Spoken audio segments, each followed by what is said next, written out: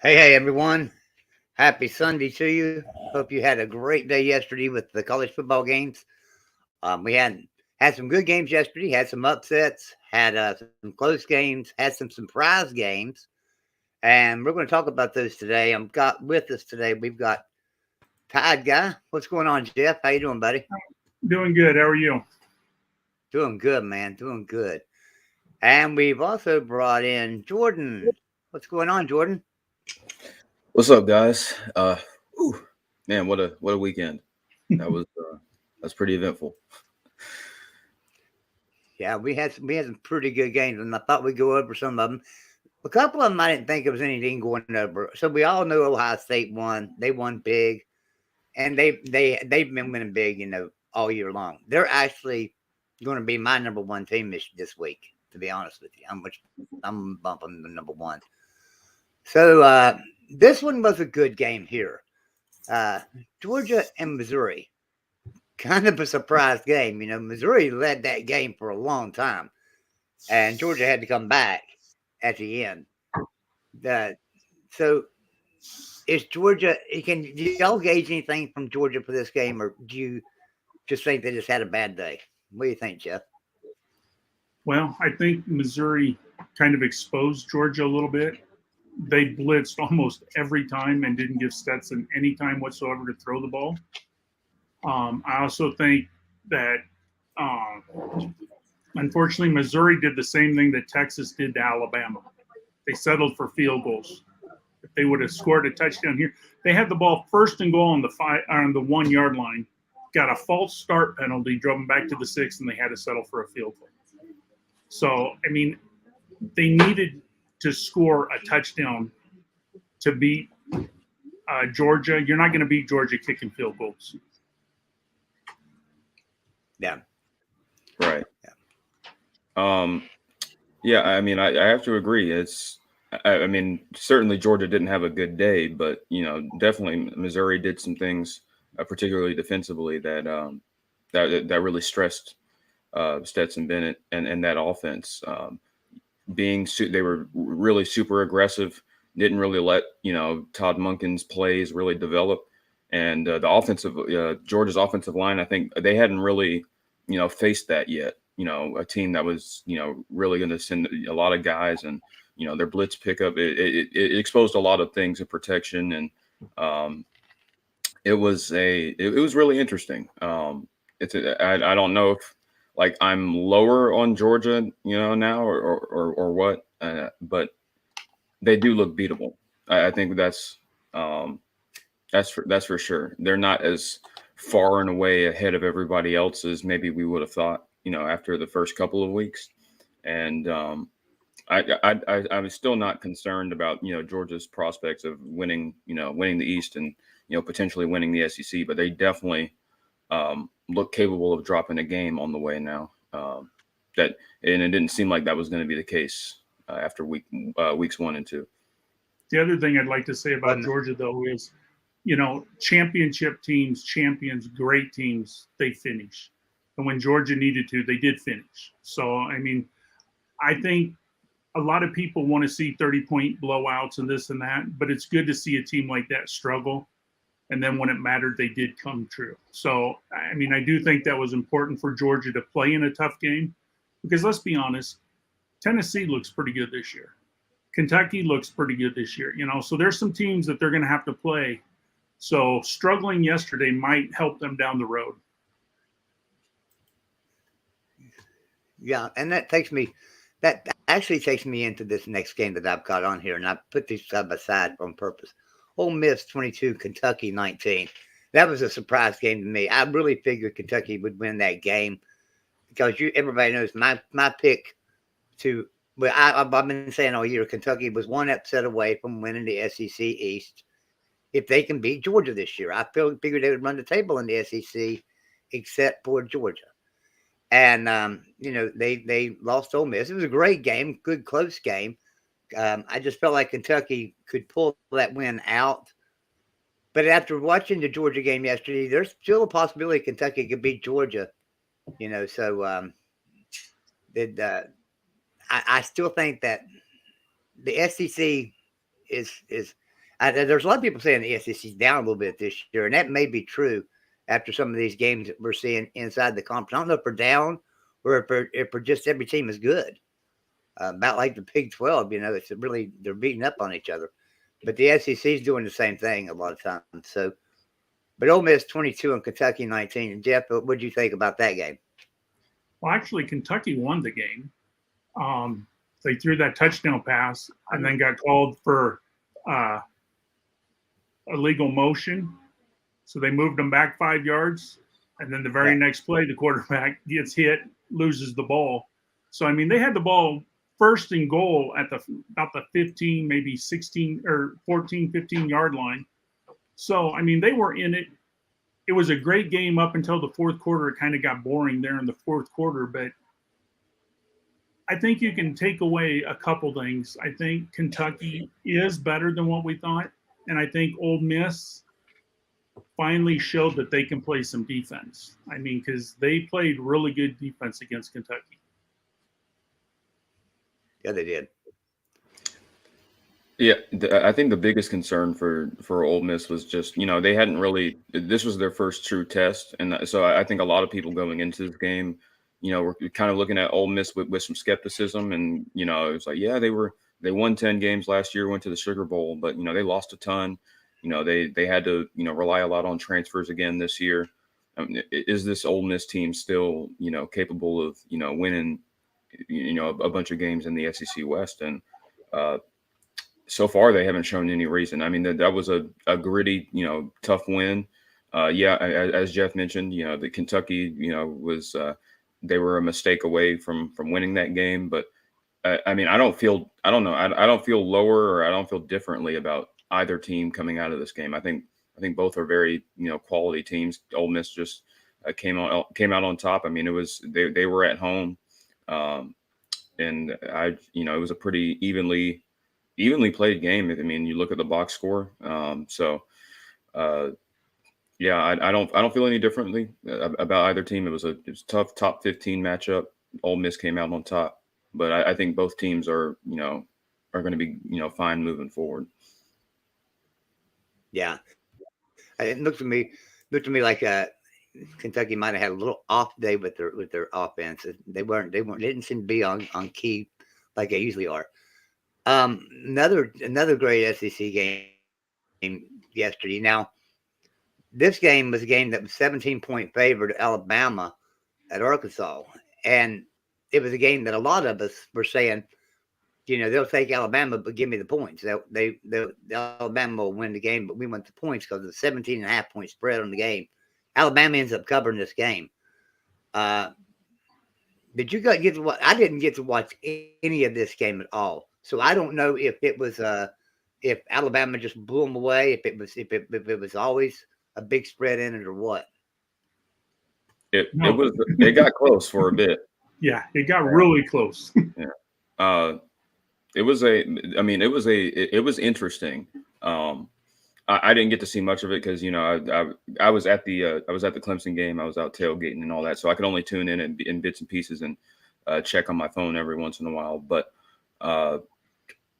just from what I saw, Alabama had a huge explosion in the running game. That was really good to see. But the biggest takeaway is obviously the health of Bryce Young and what that's looking like going forward. He had that bad fall. And clearly looked like his shoulder was something wrong with his shoulder. He couldn't throw. He went back out there and he couldn't throw it. But I thought Jalen Milroe came in and he had some really good moments. He had that huge touchdown scramble. I think that was really impressive. His athleticism is insane. He might be one of the fastest guys on the team. But Arkansas made it a game in that second half. But I think Alabama did a good job of responding to that adversity, and they ultimately, were able to win comfortably. So Jeff probably has more. That backup quarterback looks like a tight end. Yeah, I did get to see a highlight of him. Yeah, he kind of reminds you of a Derrick Henry kind of build. I mean, he's a big boy. But he moves really well. And the good thing with him is he's going to be, I think, a Jalen Hurts. He's going to be able to pass the ball, but he can really run the ball. Now, the deal with Bryce Young, what Nick Saban said, is it's just a sprained shoulder. He sprained his AC. Now, if you look at the medical, it takes 1 to 6 weeks for that to heal. But Saban said he's had this many times, and within 3 to 4 days, he usually recovers. I personally would be surprised if he plays against Texas A&M. So I think this week is all going to be about Milroe. I think if you looked at the Alabama game, he looked a little out of place throwing the ball. He was only 4 for 9 for 65 yards. But I think you give him this week, give him all the reps. He's the backup quarterback at Alabama for a reason. I mean, the guy has to have talent or he wouldn't be there. Right. And I think with what he brings to running, and because Bryce Young was hurt, we ran the ball yesterday. I mean, Gibbs ran 18 times for 206 yards. Milroe, 6 times for 91 yards. Now, one of that was, like Jordan said, it was a long 75-yard touchdown run. But I think you're going to see Alabama this week focus a lot more on the run. And I'm good with that. I wish Alabama would run the ball a little bit more. But I think you also give Arkansas some credit because we did have them down 20-0. And then they came back on a 23-point run and made it 23-28 before, we pulled it away in the fourth quarter with those big runs. Shoot over to the Big Ten for a second here. So we had Michigan 27, Iowa 14. Over-under on this game was 42.5. That's what I said play, and that's what I played was the under. And I was sweating it there at the end. It was 27-14, and I was sweating that under. But I didn't figure. I figured it would be like a 21-7 game, or 27-7 is what I think. 27-7 is what I predicted the score to be. Iowa ends up getting 14 points. That's more points than they've scored all year, probably combined. So, what'd you think on that one, Jeff? I think, you heard the Boo Birds come out. They were booing really hard.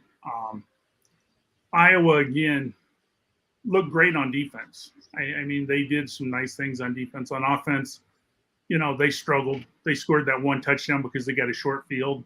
I know you don't do it normally, and I know it's his son, but I think it's time for Brian to go. He has proven over and over again he is not an offensive coordinator. I don't mind so much if you want to keep him at Iowa because he wasn't doing bad when he was the offensive line coach and that.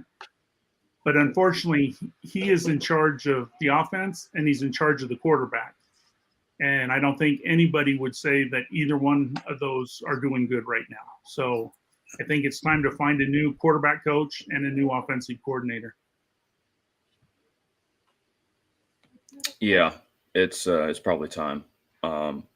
But it doesn't seem like that's coming anytime soon. Just, nepotism is a hell of a thing, but some other takeaways from this game, on the Michigan side, I think they executed their game plan really well. They ran the ball, I think 4 yards a carry, which is not amazing. Doesn't jump out to you on the box score, but against a defense like Iowa is pretty impressive. JJ McCarthy, he didn't have a stellar game passing, but Iowa, they defend the pass very well. And he didn't turn the ball over. He made the plays that were needed to handed the ball off and let the I think Michigan played really good complementary football. They didn't run away with the game, but it was clear Michigan was the better team, and they were never really in danger of losing it. They played really well defensively. I mean, that's not hard to do against Iowa's offense, but still, they played well, and that was I think it was a good win for Michigan. I think they did what they were supposed to. So, yeah. And Jordan, we'll go to your team next. Clemson, 30, NC State 20. I tell you, I really I figured Clemson would win this game. I figured it would be a little bit closer than that score. The game actually was a little bit close. I mean, it was a good game. I only watched bits and pieces of it. Jordan, I know you was at the game. How was the atmosphere at the game? It looked like it was pretty crazy there at the end. Oh, it was. Yeah. That definitely one of the loudest I've heard Death Valley in a while. So that was definitely it was an amazing atmosphere. I mean, you can tell my voice is like completely shot right now because of all the screaming last night. It's a great win and got together at the paw at the end. But just some takeaways from the game. I think Clemson had the defensive performance that I think people were looking for. It was a nice bounce back performance after giving up 45 to Wake Forest. Which after this weekend doesn't look that bad. Wake Forest is just good, but even still, I think Clemson did a really good job of controlling both lines of scrimmage. They didn't have a stellar offensive day, but going up against NC State's defense, you knew they were going to have some troubles. But DJ didn't turn the ball over. Had some really nice plays. They were really explosive. They got a few explosive plays in the pass and run game. And then, defensively for the defensive line ate, KJ Henry, especially the defensive ends, KJ Henry, Miles Murphy were all over Devin Leary. They could not block them all night. Tyler Davis had a phenomenal game on the interior. So I think you're seeing this Clemson team kind of round into form. This was the game that, Clemson fans, media, they all had circled because you knew if Clemson wanted to return to dominance or to the top of the ACC, this was the team at first that Clemson would need to go through because they beat them last year and they're the team on their schedule that really matches up with them from a physical standpoint. And so getting that win at home, feeding off of the home environment, and honestly, Clemson, the score doesn't really indicate it, but I thought Clemson was very, they were pretty dominant in this game. It was 30-13, at the end of the game, and they scored a garbage time touchdown, and I felt like their other touchdown was really mostly aided by penalties. So all in all, I think Clemson left some points on the board as well. DJ missed a wide open pass to Bo Collins, and then Bo dropped another one that was wide open. So this team is still you can see the pieces starting to come together. It's just a play here or there that they miss. But I think this team is definitely a college football playoff contender, and I think they're only going to get better as the weeks go on. Yeah. I agree with that. They're starting to look better. Go ahead, Jeff. I like how that defense played. I mean, that defense, after, like Jordan said, giving up so many points against Wake Forest, they came back. They held to under 300 yards. I think North Carolina State had, 35 yards rushing. Yeah. And so that shows you, that line was prepared. I do agree with Jordan. The team that showed up last night, that's a playoff team. That's a team that could cause trouble for many teams. And, like we were saying with Alabama and Georgia so far, they've struggled, and everybody's kind of struggled. So I do think you put a Clemson in there with an Ohio State right now, and Alabama and Georgia, those could be some good playoff games. I mean, there's not a team head and shoulders above the rest, and I think Clemson made a statement last night with this NC State game that they belong. They should be a top 4 team. So going back, staying in the ACC. So every week I pick an upset lock, what I call a lock. It's a game that I bet for an upset, and so far this year I am 100%. I don't project that to continue as we get into these tougher conference games, but yesterday Wake Forest 31, FSU 21. And exactly like I said, everybody was saying, well, the weather is going to affect this game most likely. And I said, no, it'll probably be sunny and 80 degrees. That storm will move out of there, and Wake Forest offense will be able to move the ball up and down the field. Kind of exactly what happened. Yeah, absolutely. And, it was, I was like, before the game, like looking at that line, I think Florida State was favored by 6.5. And looking at it, I couldn't understand why. I mean, yes, Florida State had played well through 4 weeks, but I thought that was a really it was a kind of a disrespectful line. I don't think Vegas has quite properly rated Wake Forest. I think they're a much improved team. I mean, obviously the offense is great. They have Sam Hartman's a great quarterback. The wide receivers they have one of the best wide receiver rooms in the country, I think. But I think the biggest thing is the improvement they've made on defense. I think there's still some holes and they're not perfect, but I think they played Florida State about as well as you could ask. They were really disruptive up front. Florida State really couldn't get their run game going as well as they wanted to. Jordan Travis didn't have an amazing day throwing the ball, and they were very opportunistic. And Wake Forest was really good on third downs. So it was really confusing why it was that line was so big for Florida State because I think Wake Forest right now I mean, especially these last 2 weeks, I think they've shown they're probably the second best team in the ACC. From the combination, their offense is so explosive and they can score on pretty much anybody, and the defense I think is, while they have shown some holes, and obviously they gave up 51 to Clemson last week, but I really think they're a much better team, and they also have some injuries on that side of the ball. So that was a really good win for Wake Forest on the road. Florida, because Doak Campbell was really jumping. Florida State's undefeated. That's a tough road environment to go into. So I came out really impressed with Wake Forest. I'm still not down on Florida State either. I think Florida State's going to be just fine. I think they need to get some guys back, especially on the offensive line. I think that'll help them. And but I still think they're going to be a tough team going forward. See, and I was one of those people who took Florida State. I thought Florida State could keep it close. I also kind of had hope for the rain, but I'll be honest with you, after watching Wake Forest rush yesterday, I don't think the rain would have bothered them as much. I mean, that running game was working, and I kind of depended on Florida State having the better run game. And I also thought Wake Forest might have a little bit of a headache after that tough, game against Clemson going to double overtime. I thought they'd have a little letdown. I do agree with Jordan. This loss to me doesn't really affect Florida State in my mind. I mean, they lost by 10 to a really good Wake team. So I think they can take some things out of it, build on it. And I do believe that, Florida State, it might be safe to say that, they're kind of back. They're going to be a decent team, and maybe this will be the foundation for years to come, and maybe, they'll start making some noise. Yeah, and I'll agree with you about the Wake Forest being the second best team in the ACC, but I also, how good is Syracuse? Syracuse 5-0, another team sitting overlooked, just like Kansas was.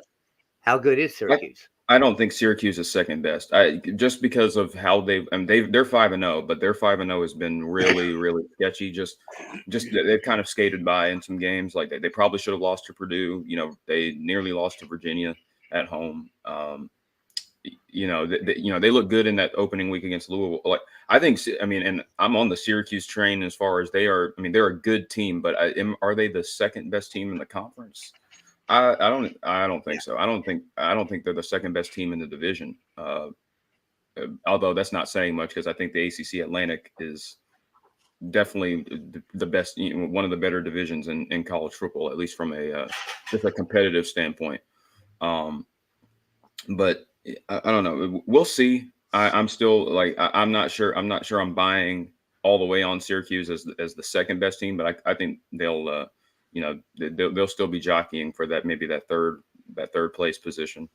But I'd still put Clemson, Wake Forest, NC State, and I'd probably still put Florida State over Syracuse right now, just from going forward. But obviously the start they've had has been impressive, and Dino Babers. Oh, you got to remember also they beat Purdue too. And that's right. Yeah, although they probably should have lost that game. Yeah. Yeah. But I still kind of see Syracuse ceiling as 9-3. That's where I kind of see them right now. I think they can go 9-3. I don't think 9-3 wins that division. No. Hey, and I a mean, special shout out to UConn, who won their first FBS game yesterday. And what, like 10 years? It's been a long time. so, so congratulations to them. All right, let's go to the next game here and see what I got here. All right, so let's put this one up there. If I can get my thing to work. There we go. Okay. So Oklahoma State 36, Baylor 25. I went both ways on this game. I'll be honest with you. It was a game I didn't want to pick because I knew both teams were really good. And I thought the game would just be way too close to say, okay, Oklahoma State's going to win it or Baylor's going to win it. But I was hoping for Baylor. I was hoping really hard for Baylor to win this game. But Oklahoma State still undefeated and takes out Baylor for 36-25. I think Baylor their quarterback did really well yesterday. I mean, he was 28 of 40 for 345 yards, 2 touchdowns. But what hurt him was those 2 interceptions. I agree with you, Joey, going into this game. I didn't want to bet on it because I could make a justification for Baylor to win, and I could also see Oklahoma State winning.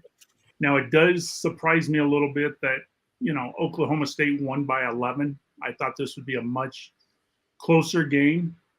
Now, if you look at the stats, it looks like Baylor, they had more offense. They just had problems on third down. So now with this loss, it makes me kind of question Baylor. I mean, Baylor lost to BYU. Now they lost to Oklahoma State.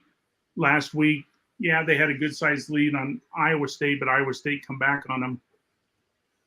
I really don't know moving forward what Baylor's going to do, because I kind of see Baylor as 2 different teams and what team is going to show up. Yeah, they've not looked great this year. And I think this game was played closer than the score in the stat. Well, and you said it, Jeff. Baylor actually had more yards of offense. I think the difference was the turnovers, and Oklahoma State. I think they had a kick return for a touchdown in that game, and they had a lot of return yardage. So turnovers and special teams, Oklahoma State really took advantage of. I don't know. I mean. Yes, Baylor lost to those 2 teams you mentioned, but I mean those are 2 really good teams. I think Oklahoma State is still one of the best teams in the conference.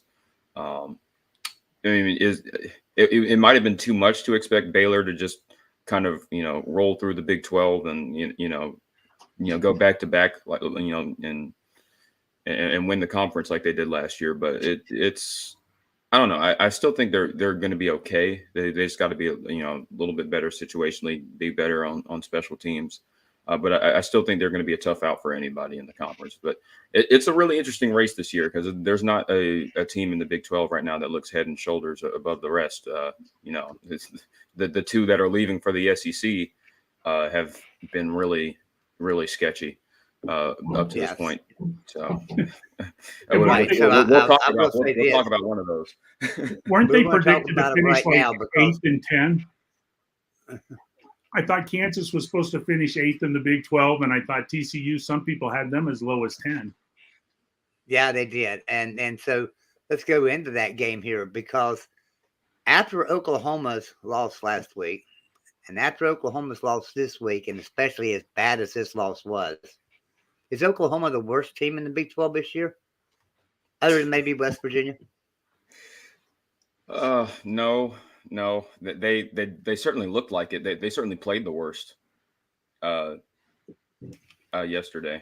That was I've never seen like they were just completely outclassed that day. That was I've never seen a Brent Venables defense look that bad.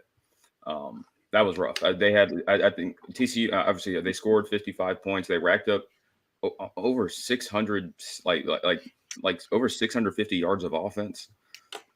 Max Duggan absolutely, tore them apart. TCU they got whatever they wanted. They ran the ball well. They hit explosive plays in the passing game. And it was baffling. And just watching the Oklahoma defense, just watching them on the field, they looked so confused and out of sorts, and like they weren't really sure of of themselves and their assignments, and it was bad.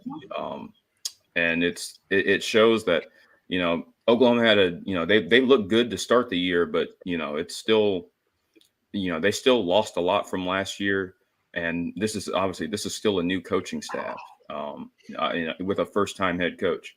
And I still have confidence in Brent Venables, just seeing what his what he can do for a program, and just his ability as a defensive mind, as a recruiter, as a culture guy. I still believe in his ability to right the ship, but that was rough. They've got a lot of work to do. And I think Venables is going to take a lot of criticism for this game. But you got to keep in mind, like Jordan said, this is his first year at Oklahoma. These really aren't his players on defense. A lot of the players that Oklahoma have on defense wouldn't have made the Clemson defense. I mean, these aren't the kind of kids that he would have recruited. So, yeah, I mean, giving up 650 plus yards, that does look bad. And TCU ran all over him yesterday. They passed the ball great. They ran the ball great. So it does look terrible. But I think everybody going in knew that this was a rebuilding year. If you wasn't an Oklahoma fan, nobody really predicted them to win the Big 12 this year because of, what they were facing. I just didn't see Oklahoma losing this bad to TCU. That kind of surprised me. Yeah, especially when TCU was supposed to take a step back. And like we said, finished 9th or 10th in the conference, according to who you talked to. And here they said undefeated as well. So Sonny Dykes doing a good job down there at TCU. He's doing a really good job. Another game that out of the Big Ten, and this one really surprised me. I didn't watch a second of this game because I really figured it'd be a blowout. Penn State 17, Northwestern 7. Did y'all get to watch any of that game? That just seemed like a really low score for Penn State to me. I figured they would blow Northwestern away. No, I didn't get to watch any of that game. Yeah, me neither. But it looks like, and I don't want to say too much because obviously I didn't see how the game played out. But I don't know, that this just screams to me just a meh game. Like it was just kind of Penn State came in there and. They weren't. They probably just. It was just kind of a letdown game. I mean, I don't want to make excuses for them or anything because that's not a great. It's not a great score, especially since Northwestern, hasn't been, after that first that opening or that week 0 win against Nebraska, they've not looked great. That is a very, very perplexing score, but. I guess at least the defense played well. In some ways, though, now, to me, it kind of reminds me of the old Penn State. I mean, this is how Penn State likes to play. I know they blew out Auburn earlier this year, but Penn State, for some reason, they like to keep games close and they just, run the ball. And I mean, if you look at stat-wise, I mean, Penn State had 360 yards, so I don't know why they don't have more points, but to me, I'm not really worried about Penn State. I think they'll be fine. They still have to play Michigan and Ohio State, though. Those are going to be games where, like I said, I didn't see this game, but they better get back to how they played against Auburn if they're going to beat Michigan or Ohio State. Yeah. Now, another surprising game out of the ACC, Georgia Tech 26, Pitt 21. What was funny about this game is I was in the room, and we might have been in Golden Blue Dudes or somewhere. Anyway, John Waffle, H2P, who's a Pitt fan, came in that room and says, talking about West Virginia and putting us down, and then said, but at least Pitt can win their games. And then Pitt turns around and loses to Georgia Tech. That was something I never seen coming. I'm sure you didn't see that coming either, did you, Jordan?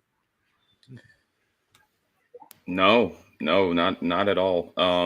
This is a very interesting game. This is obviously this is one of the best games Georgia Tech has played in like the last 3 or 4 years. Just from a complete performance. I mean, they didn't look great passing the ball, but they ran all over a really good Pitt defensive line. Hassan Hall ran for over 150 rushing yards on nearly 8 yards a carry.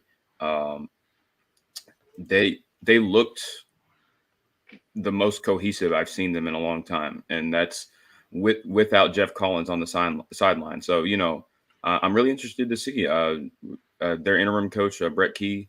I'm really interested to see how they play going forward, because it seemed like there was a renewed sense of energy that we haven't really seen from them since maybe the first 3 quarters of the Clemson game. So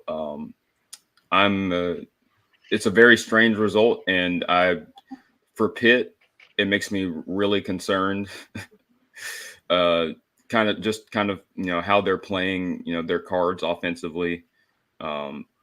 Especially, I'm not necessarily concerned about the defense. They didn't play great, but they should have scored more than 21 points on Georgia Tech. That they played well enough to win if they got more production out of the offense. They still can't run the ball. I think Izzy Abanikanda was hurt in this game, and I think he was in a sling on the sideline at one point. So that'll be interesting going forward, because they can't really afford to lose their best rushers right now. Keaton Slovis, he had to pass a ton in this game, and so I don't know, man. The ACC Coastal in general, it just, nobody looks good right now. Is North Carolina the best team? Is it Duke? Duke looked good yesterday against Virginia. I don't think it's Miami, based on what I've seen, but there doesn't seem to be a clear number one. There hasn't been anybody that's separated themselves. Maybe and North Carolina's probably just looked the best just because of how good that offense is. But all in all, that division is a dumpster fire right now. Well, and I kind of got worried yesterday with Georgia Tech because they kept settling for field goals again. They got up 3, and then at half it was 7-6, and then they kicked another field goal to make it 9-7. I think it is a great win for Georgia Tech. I agree with Jordan. I got to watch a little bit of the first game they played against Clemson, and they looked pretty good in the first half. I thought, well, maybe, Georgia Tech is going to be a lot better this year, and then they didn't play like it the rest of the season. And now they got rid of their coach, Collins, and then a big upset on Pitt, because I don't think anybody saw this coming. And so who knows, maybe this interim coach, turns this around a little bit. Maybe he could be the coach moving forward if he could turn this around. Yeah, they looked good. A game I didn't make a banner for because there wasn't really no need making a banner for this. Texas and West Virginia. So Texas jumped out to a 28-0 lead on West Virginia. Never looked back. Final score was 38-20, but the game was never that close. I mean, it just wasn't. Texas absolutely did what they wanted against West Virginia. If they wanted to run the ball, they ran it. If they wanted to throw the ball, they threw it. West Virginia once again had trouble with drop passes. Not tremendous trouble yesterday, but still some drop passes, some critical plays. But the scary part of the game is our freshman running back, who has done so well this year, C.J. Donaldson, took a hit. Took him 10 to 15 minutes to get him off the field. They had to cart him off the field. He was able to travel home with the team, so that was good news coming out of Austin last night.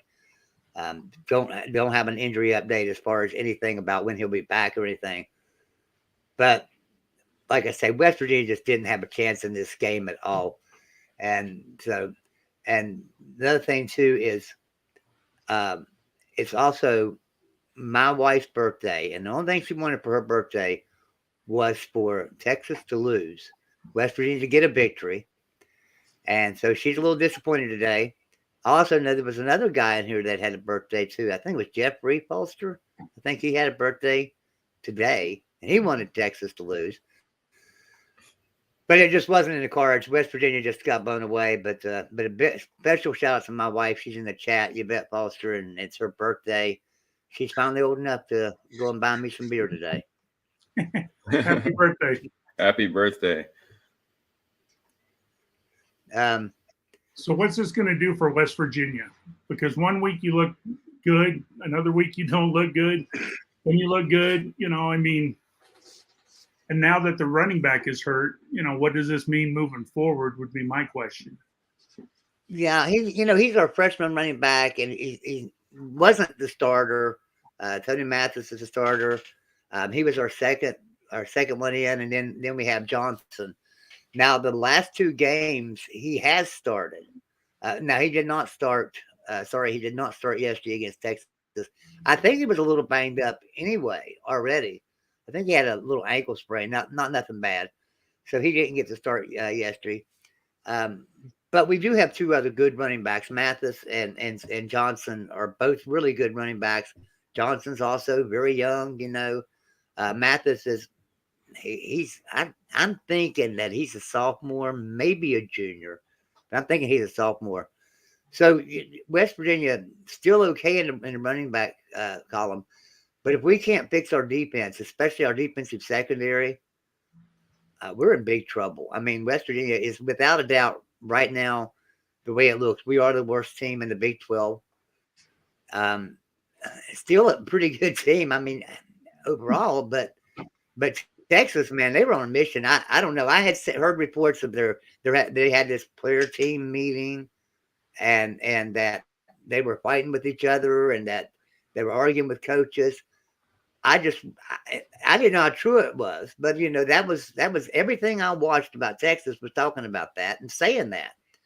Well, they didn't act like that yesterday. I think that team meeting was to just get some juice in them and fire them up, because they played like they played Alabama. They did. They played exactly like they played Alabama. They looked as good yesterday as they did week 1. Well, if they played like they did yesterday against West Virginia, they're going to slaughter Oklahoma next week. I mean, because Oklahoma team has looked bad back-to-back weeks. So hopefully Oklahoma can get it turned around this week, because, Texas is looking a lot better. It doesn't matter. Yeah, it doesn't. It's the Red River rivalry. It doesn't matter who won. The previous week, who's looking good right. At the moment. That I'm expecting just absolute insanity next week. But little 38-35 kind of game. Yeah, I'm here for it. So I'm down. So last week we seen Kansas State go and take on Oklahoma and beat them pretty bad. And we seen Iowa State take out Texas last week. Now, yesterday, them 2 teams faced off, and it was a great game. Kansas State ended up winning 37-28. Kansas State just looked like a lot better team, and I thought they would. Martinez, the quarterback, some people were saying, well, he had a great game the week before, but he's so inconsistent, he probably won't have a great game. I had said I felt like that he found his groove, and it really looked like it yesterday. He's a great quarterback, just a great scrambler, good-sized quarterback, and he played yesterday. Kansas State looked like a team that could compete in the Big 12 for the top spot. If I'm correct me, Kansas State played Texas Tech, right? Not because Iowa State played Kansas, right? Yeah, it was Kansas State versus Texas Tech. Yeah. Okay. I was making sure. Yeah, sorry, man. It's all good. I was just making sure I wasn't tripping. Yeah, Kansas State has, they've, since that loss to Tulane, they've really started to gel. It seemed like that team's kind of woken up. Adrian Martinez is just a load to handle in the run game. Just him and Deuce Vaughn, that combo it just gives you a defense so much to stress about. And they're playing really good football right now. So shout out to Chris Kleiman. He's done a good job. He has a really experienced team this year. and they're seems like they're kind of pulling together, putting the pieces together. Yeah, sorry, I'm This sitting was a here really looking good up some scores and looking at some box scores and got confused because I was sitting here looking at box scores for other games. Sorry. Go ahead, Jeff. I apologize. But this was a really good game. I don't know how many people actually saw it, but I mean, it was kind of back and forth there for a while. Kansas State finally pulled it out in the fourth quarter and pulled ahead. But I think if you look at the stats in that, it was a fairly competitive game. It was close both ways. I do think this really helps Kansas State because, like you said, they've already beat Oklahoma. Now they beat Texas Tech. They're kind of on a roll right now. And the Big 12, like we've kind of been saying, it's wide open. There's not a team that we've watched week in and week out look, head and shoulders above the rest. And when your top two teams right now are Kansas and TCU, anything can happen.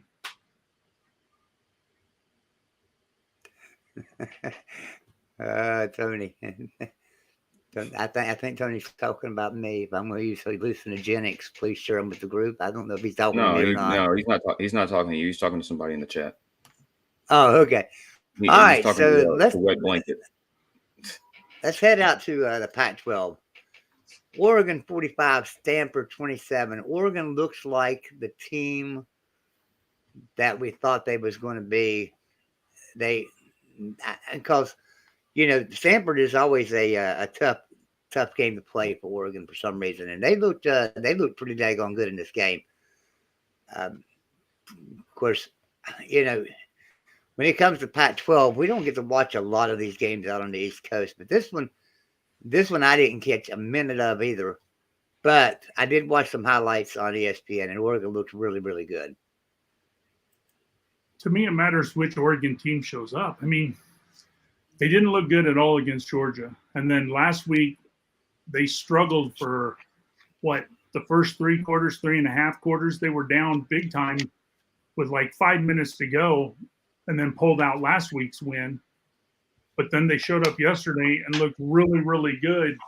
So Oregon's one of those teams to me, I don't know how to take them because they can play really, really good, but yet they've struggled. So, and I agree that Stanford usually gives them trouble, but Stanford is really having a down year this year.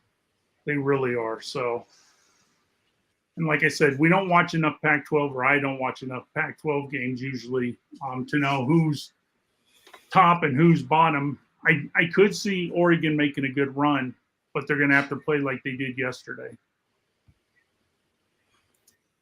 I mean, I honestly, I don't see it other than the obviously other than that week 1 game against Georgia. I feel like Oregon has played really well. That you did mention the Wazoo game last week. That was a hard fought game, but I think the overall takeaway from Oregon right now is that I think their offense is really starting to click.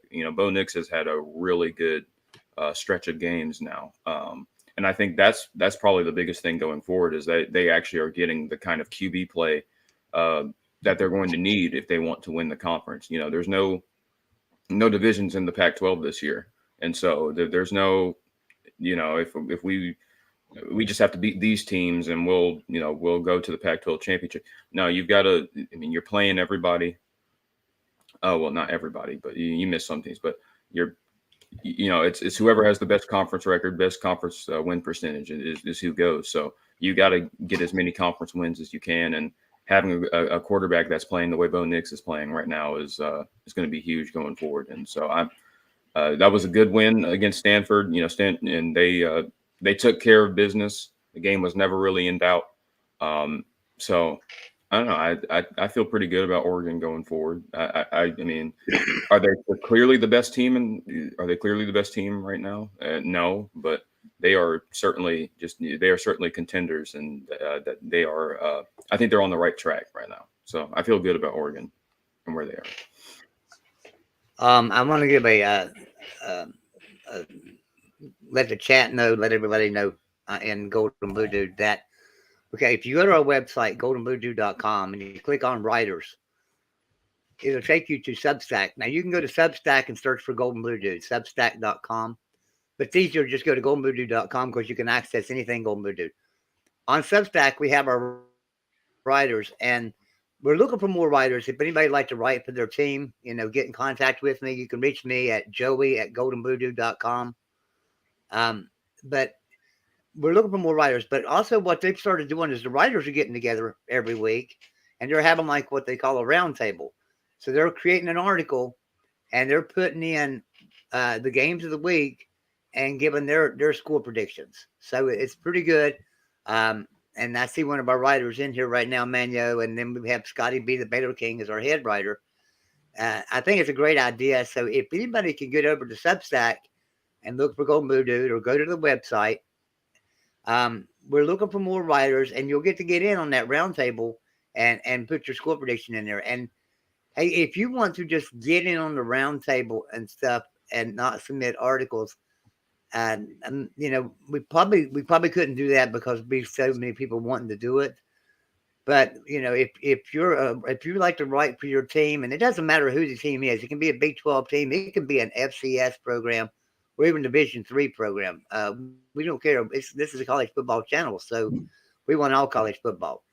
So we'd love to have you as a writer if you'd like to start writing and join that roundtable, because it looks like you're having a lot of fun doing that. And it's something they took on their own and doing a good job.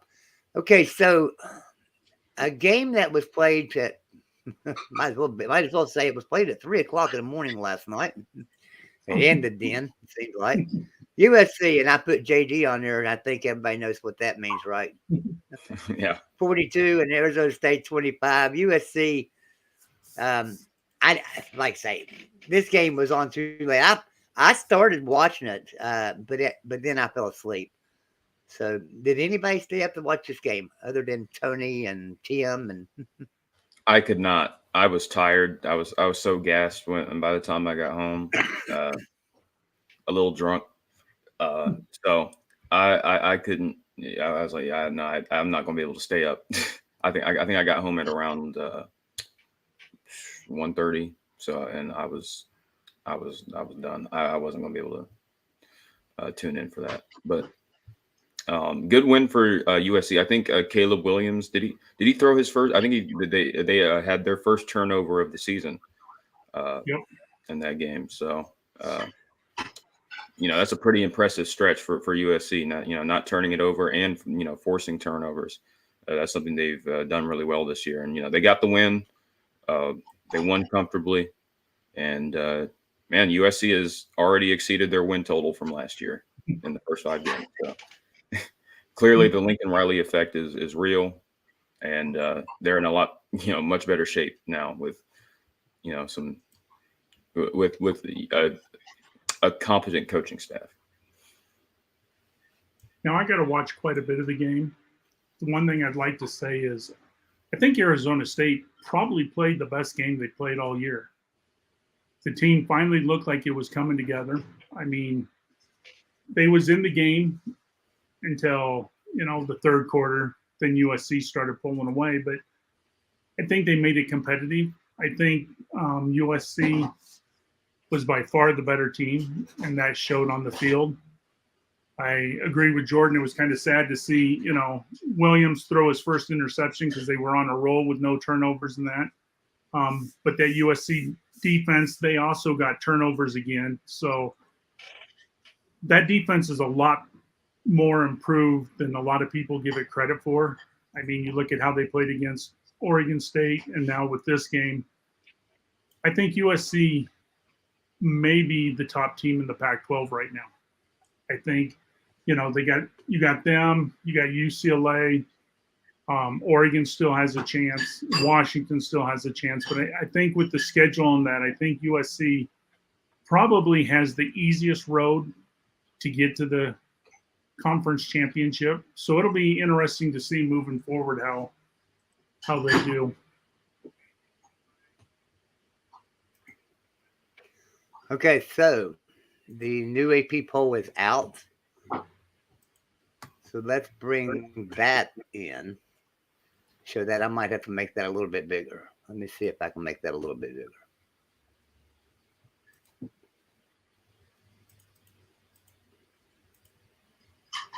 There we go.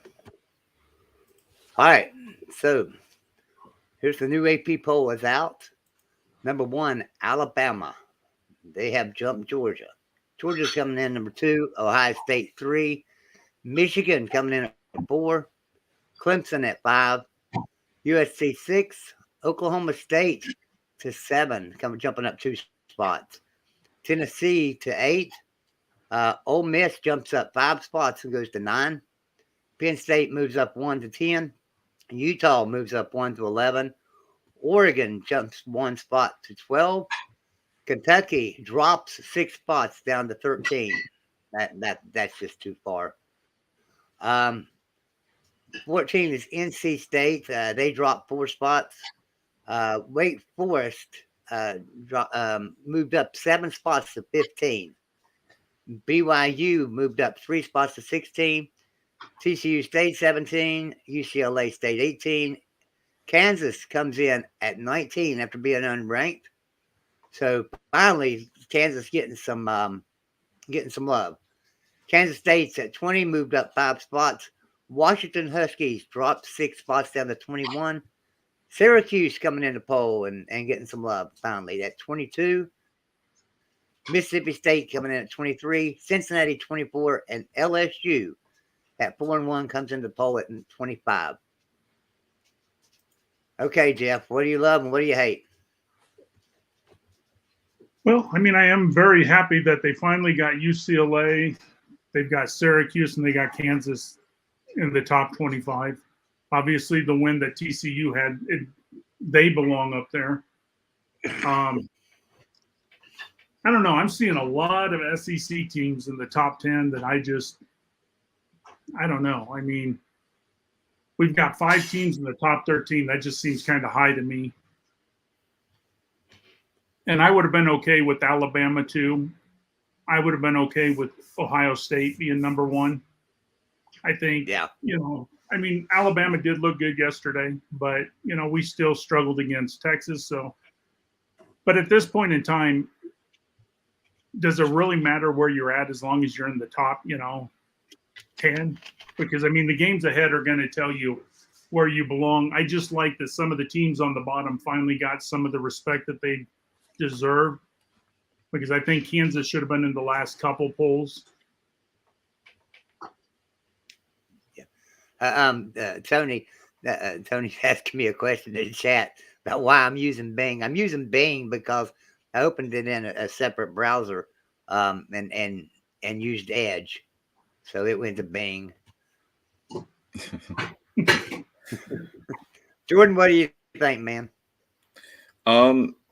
It's I'm kind of with Jeff. I'm surprised that Ohio State didn't jump to 1 here. But I don't know. Every team in the top 3 has had their moments of greatness, dominance, and moments where they didn't look so great. So you can gripe about the order. I don't really care. Michigan at 4, Clemson at 5. I'm mostly okay with that. I would have liked to have seen personally, and maybe bias a little bit, but Clemson has 2 wins, is the only team in the top 10 with 2 wins over teams currently ranked in the top 25, and they're just coming off of a win over a top 10 team, and they don't move. But it is what it is. I don't typically get hung up on that kind of stuff. It'll play out.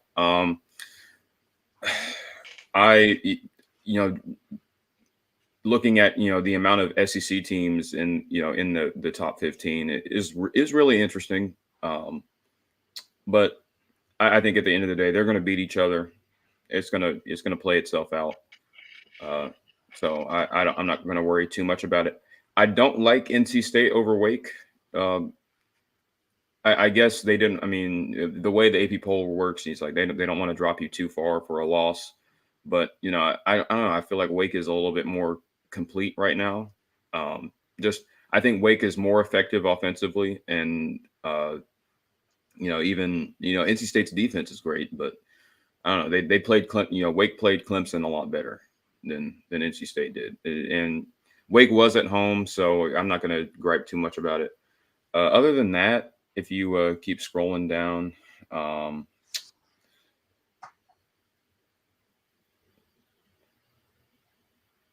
BYU, I'm okay with that. TCU, great win last week. They deserve it. K-State looks good. Washington, glad to see Syracuse. At a certain point, you had to rank them. They're 5-0, and they have some decent wins. So that was good. Mississippi State looked really, really dominant against Texas A&M. And Cincinnati still hanging in there, playing. Obviously, they're not. I don't think they're a playoff team like they were last year, but they're still really good. And LSU coming in, tough road win. Actually, I don't. Was it a road win? I didn't get to catch. No, it was a road win. It was at Jordan Hare. Okay, I was just making sure. Tough road win against Auburn. They're 4-1. They had, since that Florida State loss, they've looked pretty good, especially defensively. So honestly, I don't have too many gripes with it. I don't, I think it's really premature to have, like I said, that many SEC teams. But other than that, I think I don't hate it. I mean, but I don't really get too worked up over the AP poll anyway, because it's irrelevant now. Yeah, it is. It really is. And the only poll that matters is the one at the end of the year. Yeah. I haven't looked at the coaches poll, but it's not generally too far off. Let's see but there it is. Let's go to the coaches poll and see what they've got. So the coaches have Alabama #1 as well. Ohio State 3. So it looks like they're about the same down through there.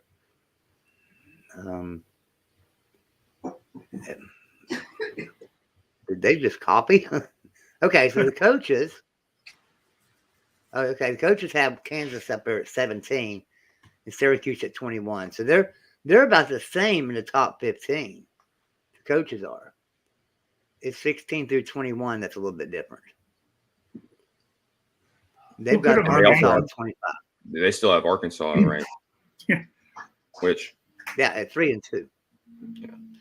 Then who could imagine 5 weeks ago that Kansas would be a top 17? Yeah.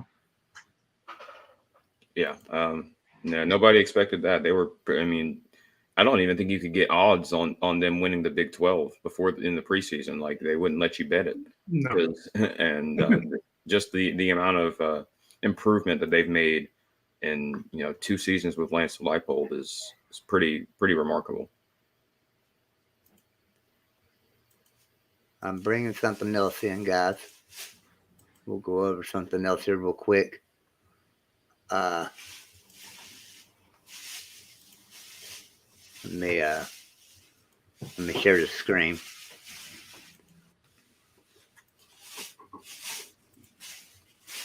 I find it there. All right. So, week 6. Look at a few of the games coming up next week. We got TCU at Kansas. College game day, baby. I'm looking forward to that game. Huh? Yeah, college game day is going to be at this game, so that's going to be really, really fun. College game day in Lawrence, Kansas, and it's not. When's the last time that happened? 2007. Has it ever happened? Did they even have college game day in 2007 there?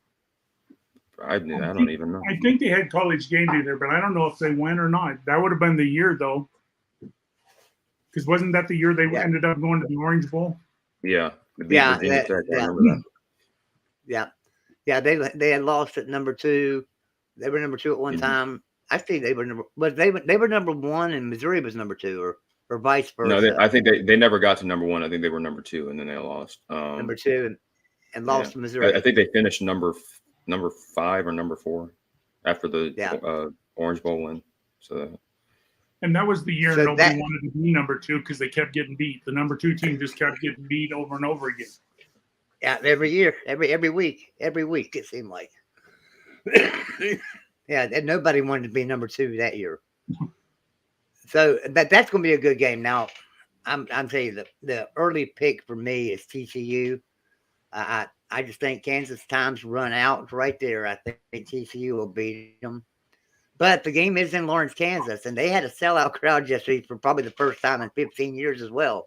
At 48,000, I think, or something like that. So Let's see what else we got. So we got Tennessee at LSU. That'll be a good game too. LSU getting ranked to 25th. Will they fall right back out? Then we have, I can't see it on the screen. All right, Arkansas, Mississippi State, Michigan, Indiana, South Florida, Cincinnati, Texas Tech at Oklahoma State. That'd be an interesting game too, since Texas Tech seems to be pulling some upsets this year. You know, they beat Houston and Texas both, right? Yep. So, Auburn and Georgia, and see if Georgia can come back out storming, and I figure Georgia will win that game pretty big. I don't figure they'll play like they did this week. Utah at UCLA, that will be a great game. Did anybody see UCLA winning that game Friday night? Yeah, I did. They looked real against Washington. Yeah, they looked really impressive. Yeah, they did. So that's going to be a really fun one, and it's going to shape a lot of the rest of the Pac-12 conference championship race. It's going to be a big game. Yeah. But Washington, to me, their defense just looked like they were giving up. Their defensive line was getting pushed around at the end of that game like they didn't care anymore. Yeah. So it's like they had their wheels stolen. So, but good luck to UCLA in that game against Utah, because Utah looked really, really good yesterday. Yeah. Washington at Arizona State, Ohio State at Michigan State. Michigan State's so bad this year that they ought to go ahead and forfeit that game. I don't know if they're that bad. They're just not great. I don't. They're not. They're not top 25. I wouldn't say they're bad, but they're a considerable step back from what they were last year. Yeah, considerable. Defensively, they got a lot to work on too. Mississippi State or Mississippi at Vanderbilt, Ole Miss, Kansas State, Iowa State. That will be a good game as well. Yeah. Iowa State got pretty good defense. Kansas State's got that offense they found now with Martinez, so that ought to be a pretty good game there in the Big 12. BYU at Notre Dame. That's the other holy war. Am I correct? Yes. Yep. Notre Dame really needs that win. Yeah, they do. They do. Yeah, they really do. South Carolina at Kentucky. And Washington State at USC. Another interesting matchup. I think USC will win it, but it's an interesting matchup. Clemson, Boston College. Boston College. Man, they won yesterday. They won yesterday. I know. I can't figure them out. They go and lose to Virginia Tech. I can't figure it out. Well, it's not. Well, if you know the situation that's gone on at BC with their injuries and all that, it is not really surprising why they've been so bad. Offensive line wise, coming into the season, they already had a ton of guys graduate, and a couple guys went to the draft, and then the one guy, Christian Mahogany, their left guard, the one good player they had returning on the line, is out for the year now. Well, he was out for the year before the season. And so they're starting a completely, new offensive line, new starters on the offensive, and those guys are getting hurt. They're starting. They had started a walk on at left tackle a couple of games ago, and I think he started again this week. It is just a really rough state of affairs right now on that offensive line. Phil Dracovic, I think he's been pressured on like 40% of his dropbacks. Actually, I think it's close to like 45. So like every other time. He drops back to pass, he's getting pressure in his face, and that's like by far the most in the Power 5. And think about that, Jordan. Left tackle is not where you want to walk on. Right. All the places to put a walk on. Left tackle is probably the most important position on the offense. Maybe the quarterback's a little better, but you need that left tackle to protect that quarterback. Yeah, it's It's a rough state of affairs. They did play very well yesterday, though, so maybe they're starting to round into shape. Phil Dracovic played a lot better, and Zay Flowers is. I don't know if you. I know most of you guys probably don't take time to watch Boston College football, but if you haven't seen Zay Flowers play, he's one of the best receivers in the country. He is a matchup nightmare. That guy, just his his speed, his hands. He made an incredible catch and double coverage against Louisville. That was it was beautiful. He's definitely one of my favorite receivers right now. So if you get the chance and go, watch him play, because he's really good. Clemson will certainly have to dedicate some resources to stopping him, because he is a lot of their offense right now.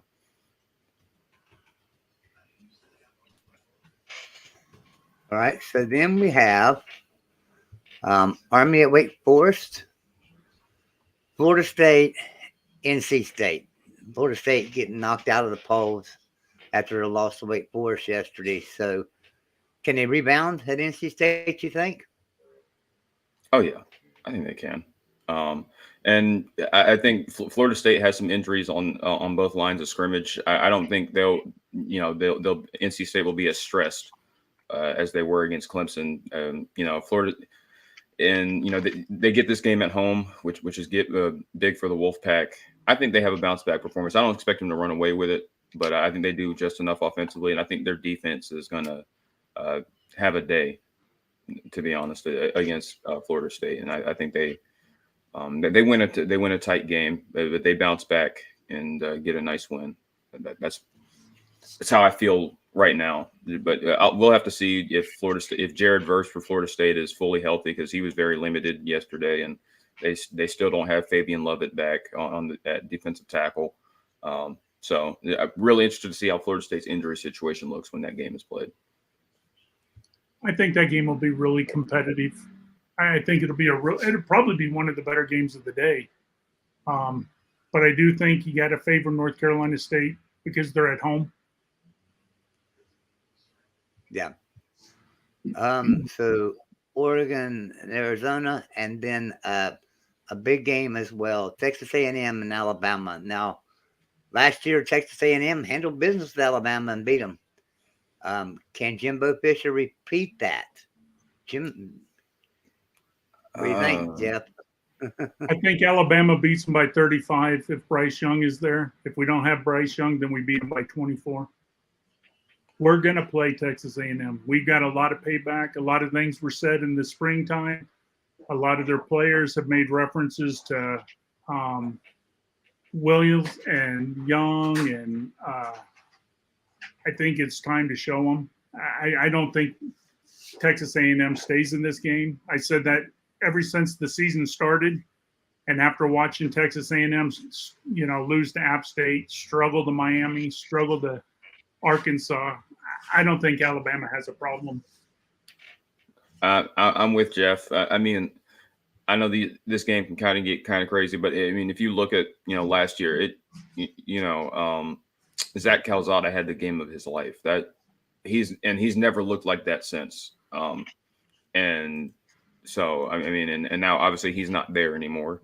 And I don't dislike Max Johnson. I think he has some talent, but it's going to take a lot. And they looked really out of sorts against Mississippi State yesterday. So the game is at home. The game is in Tuscaloosa. I don't see how Texas A&M generates enough offense to hang around in this game, even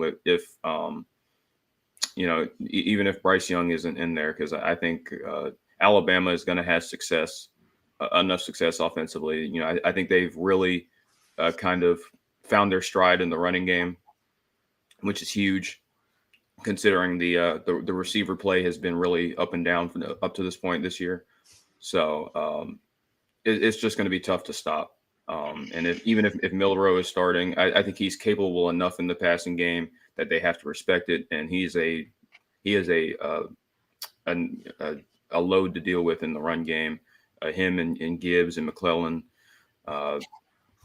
Kobe Prentice has really emerged in that offense as well.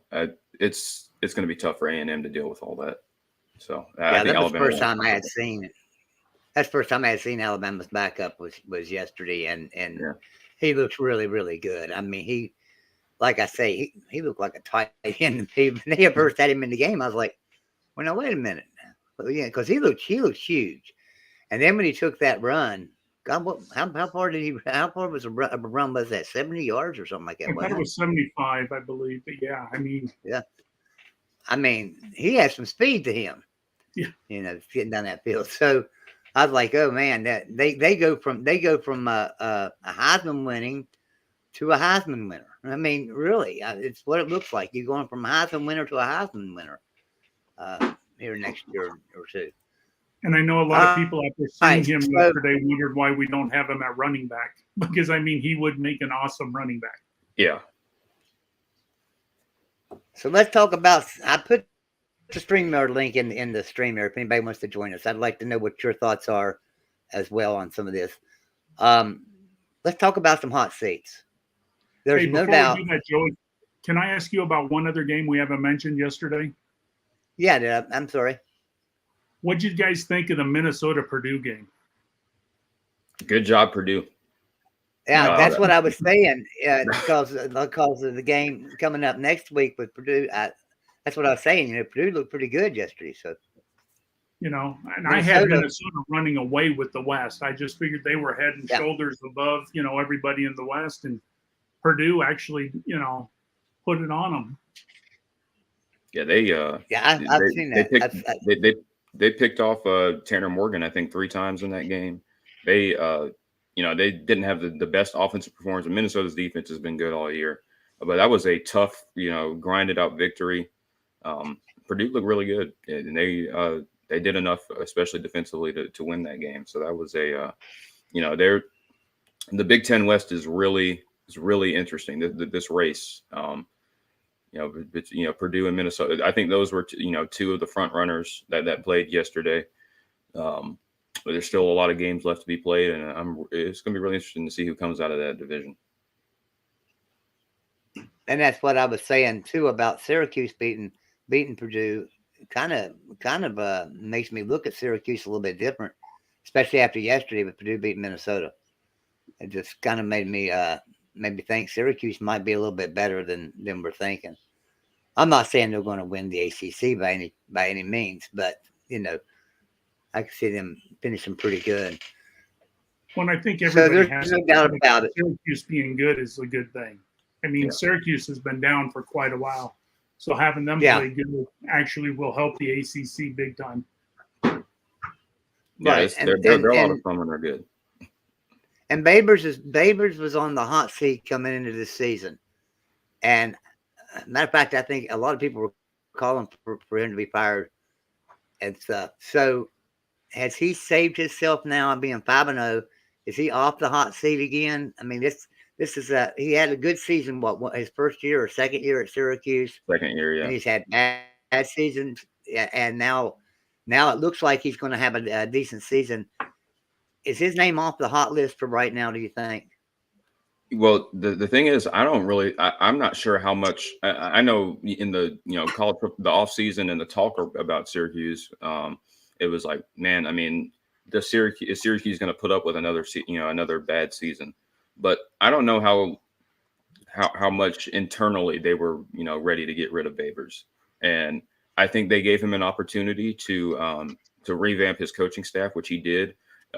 He brought in Robert Anae from Virginia, and that has completely changed everything for Syracuse because they've been good defensively. They were good defensively last year, really underrated defensively, but it was the offense that was still kind of really sputtering last year. It was if Sean Tucker didn't have a good game, they weren't really going to have a great offensive performance. But now this year, Garrett Schrader is in another year. He's in a new offense that fits him. He's throwing the ball way better than he did last year. He's tops in the ACC. Well, he's near the top of the ACC in a lot of passing categories right now, especially in efficiency and yards per attempt and stuff like that. And so they still need to work on turnovers. I think they turned the ball over a little bit too much, but that rushing combo between Schrader and Tucker has been really good. And I think Syracuse's receivers have stepped up when they needed to. I think they're in better shape than they were last year. So they're going to be. I mean, they're going to be a tough out for a lot of teams in the conference. So I think Babers has Manuel, certainly can you turn your saved the job. Manuel, can you turn your camera on for just a second? I just gotta make sure it's not some troll coming in trying to come in as you. Okay, thanks, Manuel. All right, Manuel Brown's joining us. He's one of our writers for Conference USA. And sorry, I'm currently writing while on a call with you guys. Just multitasking. So I'll pop in here and there, just add a couple comments. Okay, Manuel. So, all right. So, guys on the hot seat. Let's go to. How about Paul Chryst? I don't know. That's kind of a tricky situation because just how long he's been there, and he's had success. He hasn't quite broke through to winning the Big Ten, but he's been to the Big Ten championship 3 times since he's been there, and they've consistently been an 8 to 10 win team, and the best team usually in the Big Ten West. And just the past couple of seasons, that the quality of play is has dropped a little bit. You used to be able to rely on them to run the ball well and play stout defense, but that hasn't been as much the case. I still think their defense has been good, but just offensively they're still sputtering. Graham Mertz, he hasn't really lived up to the hype. And Wisconsin's just without a dynamic quarterback. It's just they can't keep going on using that same model of we're going to run the ball, we're going to play good defense against the better teams in the conference. And I think a lot of Wisconsin fans are frustrated just with the inconsistency from week to week. I don't know if Paul Chryst is on the hot seat at Wisconsin, but I know there's some fans that are kind of fed up at this point, just because they don't want to wallow in. We'll cycle up every once in a while, have a good year, but we're never really going to assert ourselves as one of the best teams in the conference. But Wisconsin should call Nebraska and ask Nebraska what happened when they got rid of a coach that was similar to Chris. How long has it been now since Nebraska's been relevant? And I think the biggest problem with Wisconsin is it's kind of like the Iowa Hawkeyes. They're stuck in the run. Their offensive coordinator, I think they need to replace their coordinator also. I think, Wisconsin, if they do fire their coach, who are they going to get would be my first question. There's already some head coaching jobs open that I think are a little better than Wisconsin. So when you get rid of this guy, who are you going to bring in? And then you bring in somebody, and what happens if it don't work? You could be like Nebraska where you're perpetually hiring coaches. So I don't think I would want to get rid of him over one bad year. Now, if he does this again next year, obviously it would be another story, but let him play this year. Let's see how he does. Give him one more year, I know a lot of fans jump on, let's get rid of the coach right away without, thinking of what they've done for you and what they're going to do for you. Yeah. So I don't think there's any doubt in anybody's mind that Neil Brown is on the hot seat. So Tony's saying, let me put this on the thing. Tony is saying, breaking news, Colorado reportedly just fired head coach Dora and defensive coordinator Wilson. Huh. Yeah. All right. Well, the writing was on the wall there. Yeah. It was, when your athletic director comes out and releases a statement saying, we and Carl are committed to playing better football. We know we haven't lived up to our standard and we're not playing well, but we're going to do this. But when your athletic director has to come out and say that kind of stuff, internally there's some tension, there's some issues. And so it was kind of clear that, the quality, the product on the field that Colorado has put out this year has been absolutely dreadful. Like arguably worst in the Power Five. And you just can't keep, putting up those kind of performances. I mean, Colorado is they're not a historically, terrible program. This is not their standard, being this bad. They have been absolutely, awful for a while now. And so, and it just hasn't worked out. So this was coming. So what is that? That's the fourth head coach this year during the season, right? Yes. Herm But Edwards, I guess, Bob Ross, let me ask you Jeff something Bowman. about Colorado, though. Shouldn't the athletic director be fired also? Because you stop and think, Colorado has not put a penny into the facilities since they went to the Pac-12. They had Mel Tucker, and Mel Tucker left because of the facilities. Now, what coach is going to want to go into a program that doesn't have, facilities or putting in money towards facilities? I mean, you see the programs that are winning right now, they have facilities. The coaches, the athletic department puts the money into it. And I don't see Colorado turning it around until, they get serious and start investing some money into the facilities. Because it's not just football, just their athletic program in general has taken a massive nosedive. There doesn't seem to be a whole lot going for them right now. And yeah, I think a change is needed just from the, not just head coach, but administratively. Need to get somebody in that is serious about, football success and building a program, because Colorado can be a lot better than what they think they are right now. And just putting a competent, product on the field shouldn't be too much to ask for. And they haven't been doing that. And so they're not really investing like you said. And that starts with the athletic department and, what they're prioritizing right now. And so I think they need a reset, new ideas and a fresh mindset, moving forward. So this was a long time coming. That press release came out a few weeks ago, and we were like, yeah, it's probably coming to an end soon. So we'll see what they do going forward.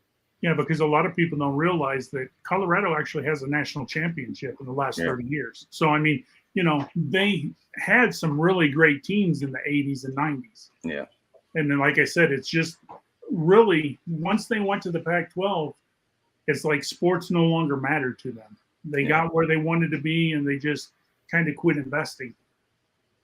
Yeah. Now, a lot of people will say, and I've seen in a lot of chats, people were saying, well, but money's not going to build the program. A good coach builds the program, and that's just not true. If you look at Kansas is a perfect example. They put a lot of money into their program back when they hired Les Miles. Of course, they had to hire Les Miles, but they brought in Leipold. And he's fantastic coach. So they're putting money into their program, and look at the results on the field this year. That's what it takes. And they're putting money into their stadium. They're putting money into their facilities. Texas Tech's doing the same thing. So, if you look at programs and that are investing in their football program as far as facilities and stadium and stuff, that's the programs that are starting to win and coming back.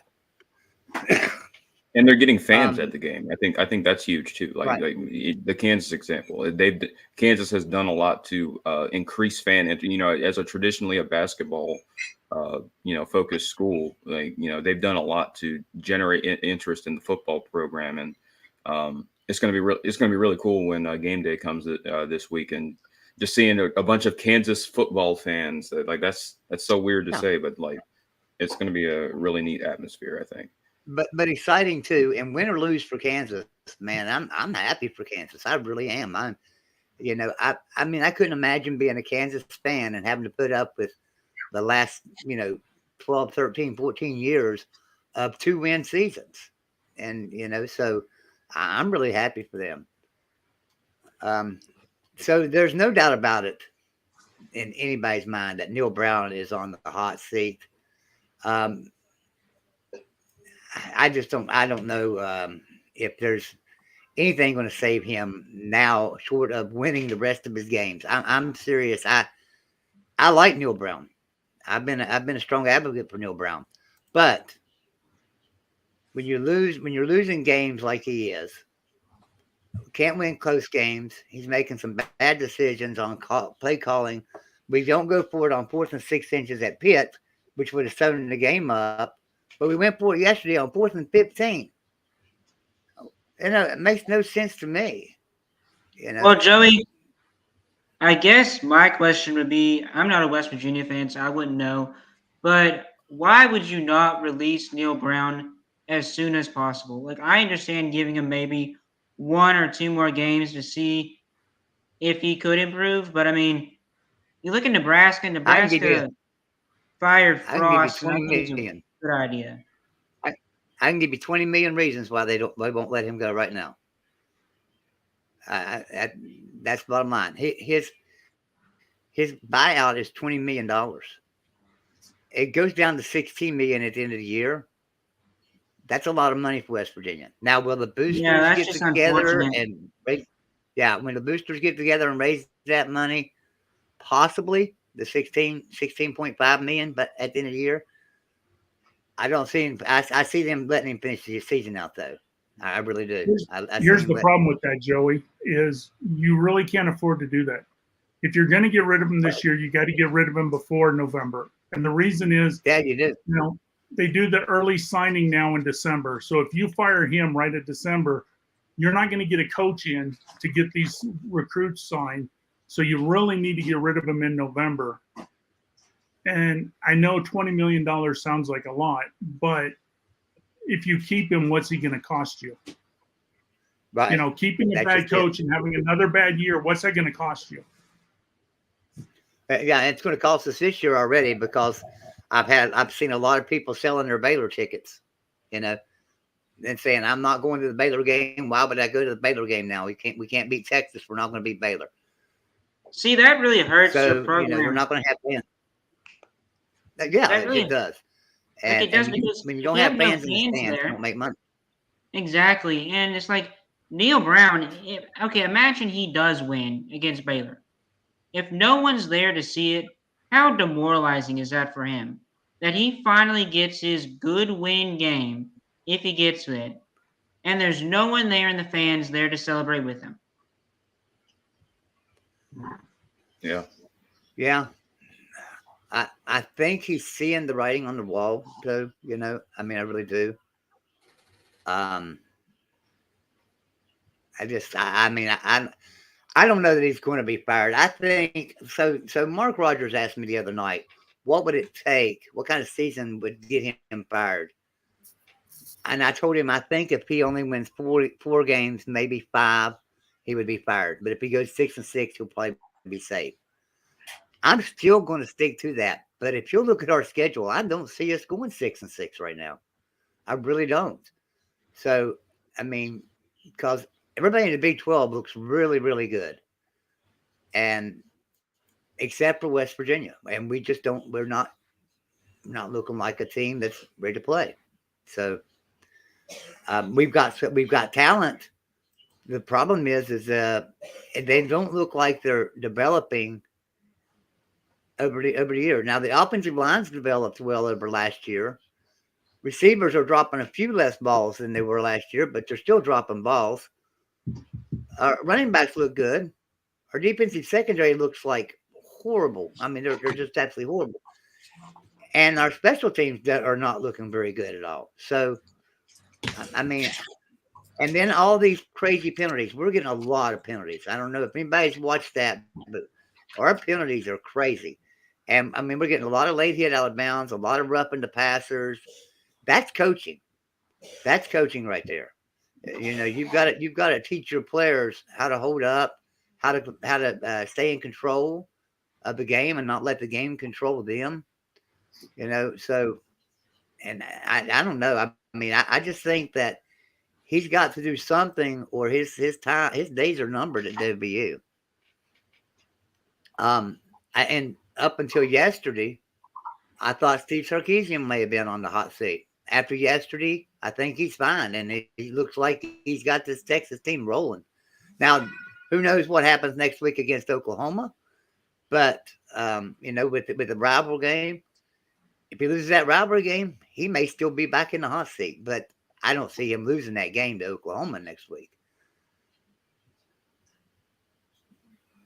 I think Sark has to win at least 7 games this year. If he don't win 7 games, I don't think they keep him. I don't know. I agree with that. You don't think so? It's hard because they're going to give him a pass. Something tells me just because of as well he has the excuse my quarterback was injured, and that kind of derailed what I wanted to do. And look at the recruiting class I've put together. Look at the generational, the number 1 overall quarterback I have coming in. He's going to be a game changer. I just, I don't know. I think it would take a lot worse than that for Sark to be let go, just because of what he's done off the field and just some of the program stuff that he's done. If you risk losing a lot of that if you let him go. So, yeah, I agree. I definitely think he at least has 1 more year, but if he underperforms next year, he'll end up just like Tom Herman, out of the program, gone forever. Well, I kind of hope you guys are wrong because Alabama needs an offensive coordinator next year. I think he would do a good job in that position. So another coach that is without a doubt after yesterday on the hot seat, and it isn't going to get any easier for him next week, and that's Jimbo Fisher. Got to play Alabama next week, and that doesn't look good. It doesn't look good for him. No, because that'll make him 3-3 on the year. That's not a good look when you're 3-3 on the year, and you still have to play Ole Miss, LSU, Auburn. I know they got the easy crossover of South Carolina, but when is Jimbo going to be held accountable? I mean, they're giving him a lot of money for 8-win years, and that's pretty much what he is. He's an 8-4 coach right now at Texas A&M. I don't see him going 8-4 this year. No, it'll be hard for him to even hit 8-4. Yeah. Jordan, you got any coaches that you think are on the hot seat for sure? About the Louisville coach, no? Scott Satterfield. Yeah, I was thinking Scott Satterfield.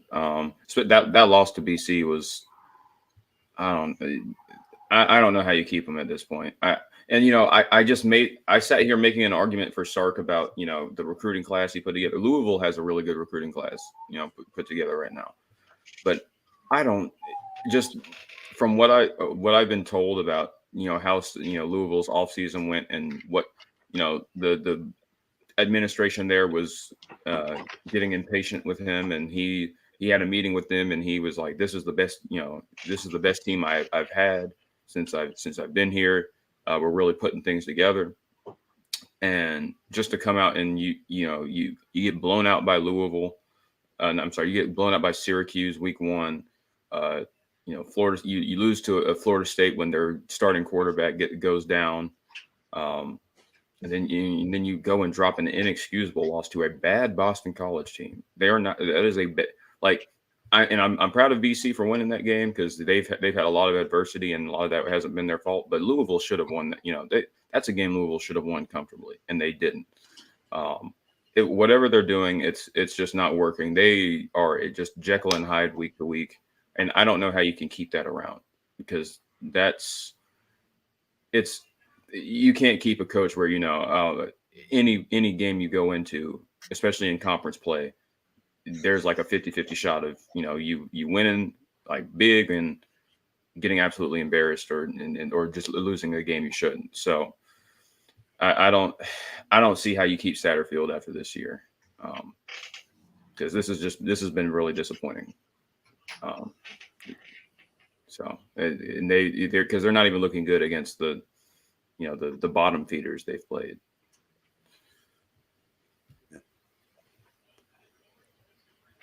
Now another coach right, I think is going to go bye-bye, and I'm surprised it hasn't been announced yet because I've been looking about every hour. Brian Harsin down in Auburn. Oh yeah. They were up 17-0 on LSU and just gave that game away. Yeah, that's not a matter of if, but when at this point. Yeah, that's just sad. Yeah. And another coach is not going to get any easier for. Yeah, and I don't think Harsin is a bad coach. I think wasn't a good fit. They didn't want him to begin with, and that was just never going. It just seemed like that was never going to work. Look what the I've seen a statement I had never seen. Yeah, I mean, they're all against him. He's never going to succeed there with the way they treat him and the way, I mean, he's better off being bought out of his contract. And I think he would actually be a good coach at Arizona State. Yeah, I think that, definitely.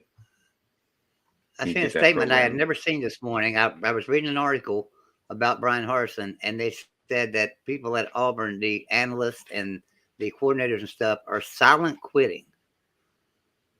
So they're not publicly announcing it, but they're silently quitting. Yeah. Have you ever heard that statement? Silent quitting?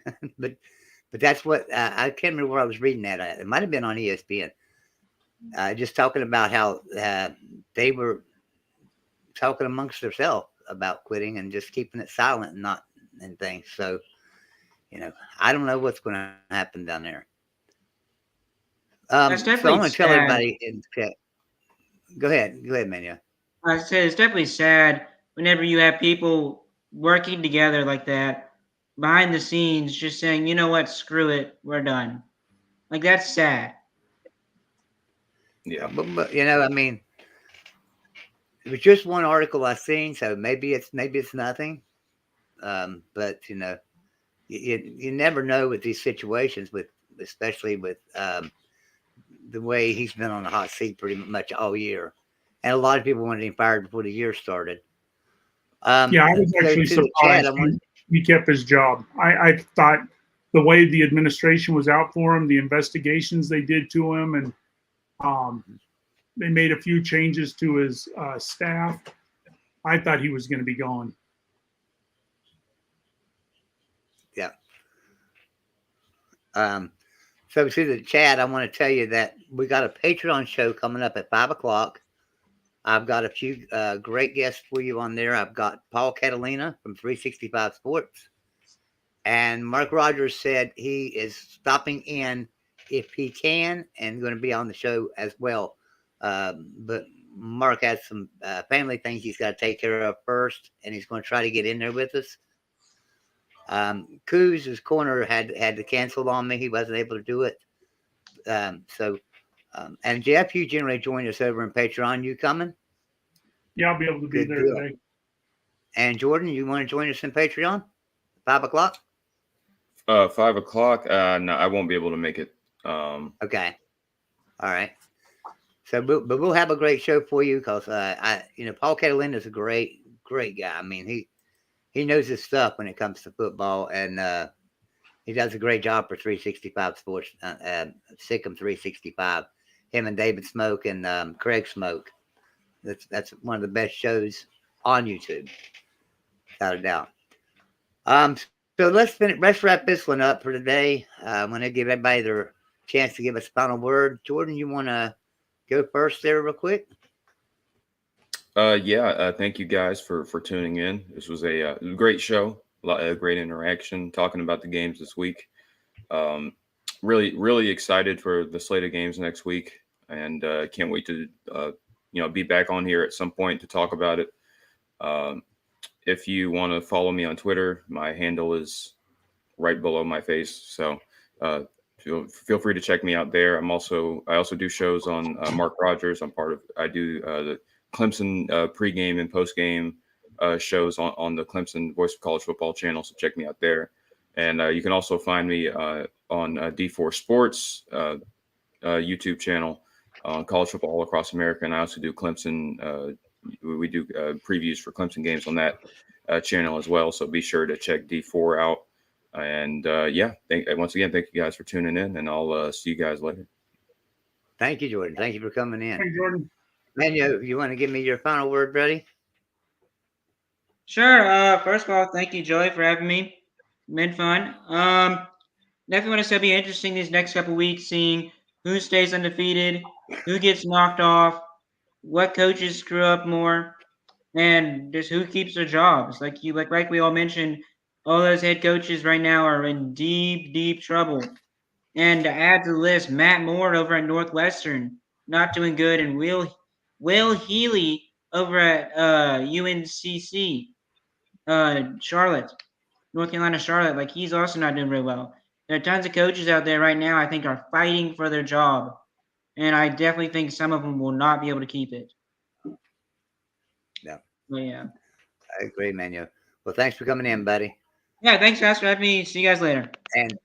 And like I say, you can find Manyo over on Substack with look for Golden Voodoo. Just go to goldenvoodoo.com, click on writers, and you can see some of his articles.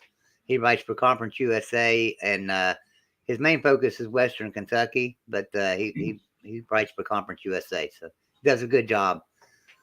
Bad Guy, thanks for coming in as always, man.